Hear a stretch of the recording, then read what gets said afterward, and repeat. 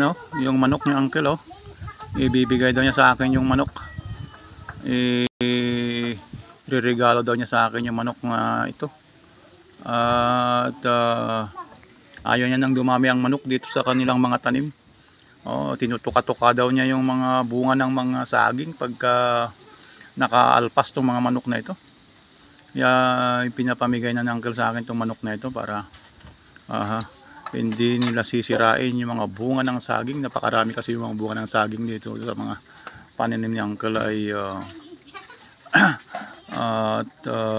ito yung kanyang problema, yung mga manok.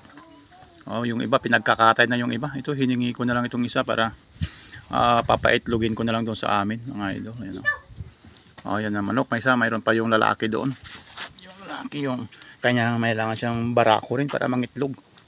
Ayun, ayun yung barako naman at kailangan mag-asawa yung aking kukunin para mayroon akong papaitlogin. Naiwan na lang yung pato na yun.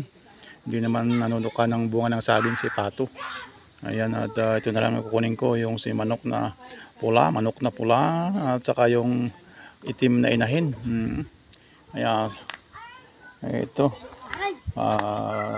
na lang yung natira na hindi niya kinatay. Ito kasi mga bunga ng saging kasi mabababa lang kasi yung bunga ng saging dito. Mabababa lang yung bunga ng saging at ito yung kanilang tinutuka-tuka pagka namunga yung mga saging at pwede nang anihin. Yun naman gustong-gusto nilang tuka-tukain.